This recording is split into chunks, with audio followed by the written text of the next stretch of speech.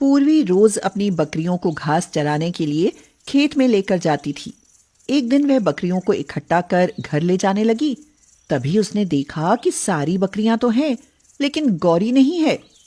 वह गौरी को ढूंढने लगी। तभी उसने देखा कि एक लड़का वहां खून में लथपथ पड़ा हुआ है। उसे देखकर पूर्वी बोली, हे भगवान, इसके घर वाले इसे खोज रहे होंगे। जब उन्हें पता चलेगा कि उनके बेटे की मौत हो गई है तो उन पर क्या बीतेगी। आसपास के गांव का तो नहीं लगता। अब मैं क्या करूं? वह लड़का एकदम से कराहने लगा। पूर्वी उसे कराहते देखकर बोली, अरे, तुम जिंदा हो? मुझे तो लगा। सुनो, तुम ठीक तो हो ना? होश में आओ। तुम कौन हो? तुम्हारा घर कहाँ है? लड़के के होंठ कुछ कहने के लिए फड़फड़ाने लगे। घबराओ मत, मेरा नाम पूर्वी है। मैं तुम्हें कुछ नहीं होने दूंगी। मैं अभी किसी को मदद के लिए बुला कर लाती हूँ। पूर्वी खेतों से बाहर जाकर गांव के कुछ लड़कों को बुला लाई और उसे उठाकर अपने घर ले गई। पूर्वी की माँ कुसुम ने पूछा, अरे ये किसे उठा लाई पूर्वी? माँ, ये मुझे जख्मी हालत में खेत में मिला था, इसीलिए मैं इसे घर ले आई। बेटा, आज के समय में किसी की मदद करना मुश्किल में डाल सकता है। अगर ये मर गया तो? माँ, ऐसा क्यों कहती हो? बेचारा ठीक हो जाएगा। मैं इसके जख्मों पर लगाने के लिए नीम और हल्दी का लेप बनाती हूँ। आप जब तक इसके जख्मों को साफ कीजिए। ये लड़की तो मुझे किसी दिन मुसीबत में फंसा कर ही दम लेगी। पता नहीं कौन है, कहाँ से आया है। कुसुम ने उसके जख्म साफ किए और पूर्वी ने उसके जख्मों पर लेप लगाया। तभी उसे होश आ गया। उसने चारों तरफ देखा और कहा, मैं ये कहाँ और कैसे आ गया? और वो सब लोग कहाँ गए? तुम हमारे घर में हो। मेरी बेटी बड़ी दयालु है। तुम्हें खेतों में जख्मी हालत में पड़े हुए देखा और वह अपने घर ले आई। वह हड़बड़ा कर उठ बैठा और बोला, मुझे वो लोग मार डालेंगे, मार डालेंगे। पूर्वी उसे संभालते हुए बोली, यहाँ तुम्हें कोई नहीं मार सकता, लेकिन ये तो बताओ कि तुम कौन हो और तुम्हारी ये हालत किसने की? मेरा नाम युवराज है। मैं अपने माँ बाप का इकलौता बेटा हूँ। मैं राज घराने से हूँ। हमारे पास बहुत संपत्ति है और हमारा घर महल जैसा है जिस पर मेरे चाचा की नजर है। मेरे मरने के बाद सारी संपत्ति उनकी हो जाएगी, इसलिए उन्होंने अपने गुंडों से मुझे मरवाने की कोशिश की और मुझे मरा समझकर खेत में फेंक दिया। तुमने मुझे बचा लिया। तुम्हारा मुझ पर बहुत बड़ा एहसान है। अब मैं चलता हूँ। मुझे उन लोगों को सबक सिखाना है। नहीं, जब तक तुम ठीक नहीं हो जाते मैं तुम्हें कहीं नहीं जाने दूंगी। दुश्मनों से लड़ने के लिए शरीर में ताकत चाहिए और अभी तुम बहुत कमजोर हो। तुम्हारे शरीर से बहुत खून बह चुका है। तुम यहाँ आराम से रहो। माना कि हम लोग छप्पर में रहते हैं, लेकिन तुम्हें यहाँ कोई दिक्कत नहीं होगी। युवराज ने खड़े होने की कोशिश की, लेकिन उसे चक्कर आ गया और वह चारपाई पर गिर पड़ा। पूर्वी ने उसे सहारा देकर लिटा दिया। वह 1 सप्ताह पूर्वी के घर रहा। पूर्वी ने उसकी बहुत सेवा की और पीने के लिए बकरी का दूध दिया, जिससे वह जल्दी स्वस्थ हो गया। लेकिन इन दिनों में उसे पूर्वी से प्यार हो गया। मुझे तुम्हारे यहाँ 1 सप्ताह हो गया पूर्वी। अब मुझे जाना चाहिए। तुम्हारे यहाँ रहने से हमें भी बहुत अच्छा लगा युवराज, लेकिन तुम्हें जाना तो पड़ेगा ही ना। देखो, तुम्हें छोड़कर जाने का जी नहीं चाह रहा। लगता है तुम्हारे बिना जी नहीं पाऊंगा। शायद तुम्हारे जैसी सेवा और प्रेम करने वाली पत्नी मुझे कहीं नहीं मिलेगी। क्या तुम मेरी जीवन साथी बनोगी? ये क्या कह रहे हो युवराज? तुम ठहरे राज घराने से और मैं बकरी चराने वाली। हमारा मेल कहाँ? युवराज वहां बने पूजा घर में गया और कुमकुम उठाकर पूर्वी की मांग भर दी। उसके बाद उन्होंने कुसुम की इजाजत से मंदिर में शादी कर ली और युवराज उसे अपने महल जैसे घर में ले गया।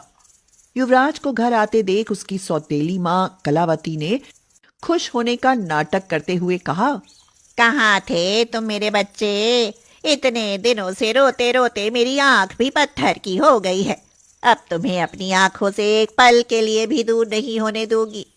अरे, ये लड़की कौन है? क्या नई नौकरानी लेकर आए हो? माँ, ये मेरी पत्नी है पूर्वी। अच्छा, तो तुम इसके साथ रंगरलियां मना रहे थे और हमें लगा कि तुम्हें कुछ हो गया है। हो तो गया होता, अगर पूर्वी समय पर नहीं मिलती। पूर्वी अपनी महल जैसी ससुराल को देखे जा रही थी। ऐसा महल तो उसने सिर्फ पड़ोसियों के यहाँ टीवी पर देखा था। चलो पूर्वी, अपने कमरे में चलते हैं। तुम थक गई होंगी, थोड़ा आराम कर लो। ठहरो युवराज, तुम इस लड़की को अंदर नहीं ला सकते। ये राजघराने की बहू क्या नौकरानी बनने के लायक भी नहीं है। माँ, पूर्वी इस राजघरानी की बहू बन चुकी है। हमें कमरे में जाने दो। हमें लगा कि तुम नहीं रहे, इसीलिए तुम्हारा सामान नौकर के कमरे में रख दिया है। अब तुम्हें नौकरों के कमरे में रहना होगा। तुम्हारे कमरे में अब तुम्हारे चाचा जी रहते हैं। तुम्हें इस लड़की के साथ इस घर में रहना है तो नौकरों वाले कमरे में चले जाओ। हाँ। उनकी इतनी हिम्मत कि मेरे कमरे पर कब्जा कर लिया, और इस घर की बहू नौकर वाले कमरे में रहेगी। कोई बात नहीं युवराज, शांत हो जाओ। हम नौकर के कमरे में ही रह लेंगे। मैं तो वहां भी छोटे से कमरे में रहती थी, यहाँ तो महल जैसा घर है। पूर्वी के कहने से युवराज नौकरों के उस छोटे से कमरे में चला गया। पूर्वी ने कमरे की सफाई की और सोचने लगी कि इस कमरे में गुजारा कैसे होगा। कलावती की बातें सुनकर पूर्वी ने युवराज से पूछा, युवराज, तुम्हारी माँ तुम्हारे साथ सौतेला सा व्यवहार क्यों करती है? क्योंकि ये मेरी सौतेली माँ है। इन्होंने ही मेरे चाचा जी के साथ मिलकर मुझे जान से मरवाने की कोशिश की, लेकिन मैं इन्हें रंगे हाथों पकड़ना चाहता हूँ। अभी इसलिए चुप हूँ। इसका मतलब माँ जी और चाचा जी? इन दोनों के अवैध संबंध हैं। शायद ये दोनों ही मेरे पिताजी की मौत का कारण है। पूर्वी, मुझे माफ करना। इतना बड़ा घर होते हुए भी तुम्हें इतने छोटे और गंदे कमरे में रहना पड़ रहा है।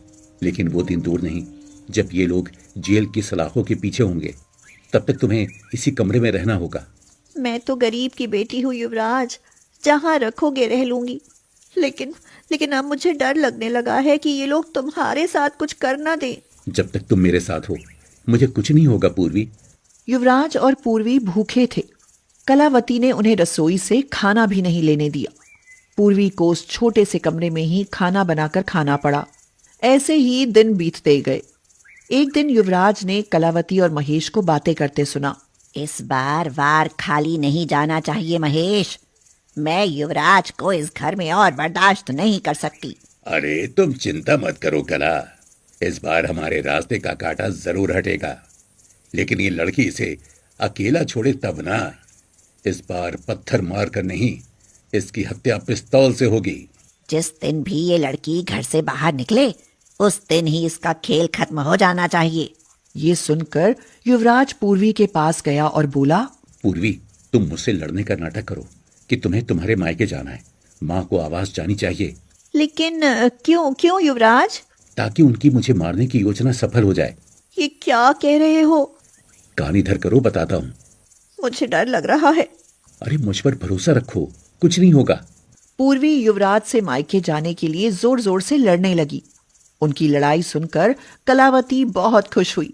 वह महेश से बोली, देखो महेश, आज वो लड़की युवराज से लड़ाई करके गुस्से में मायके अकेले ही जा रही है। इससे अच्छा मौका हमें फिर नहीं मिलेगा। महेश तो पहले से ही मौके की ताक में था। पूर्वी के जाने के बाद युवराज चादर तानकर सो गया। उसे अकेला देखकर महेश कलावती के साथ आया और युवराज पर ताबड़तोड़ गोलियां चला दी। कलावती हंसते हुए बोली, आज तो युवराज गया, अब इसकी लाश को गार्डन में दफना देते हैं, किसी को कुछ पता ही नहीं चलेगा। अरे पहले एक बार मेरे गले तो लग जाओ मेरी जान। महेश जैसे ही कलावती को गले लगाने के लिए उसकी तरफ बढ़ा तो देखा उसके पीछे पूर्वी, युवराज और साथ में पुलिस खड़ी थी।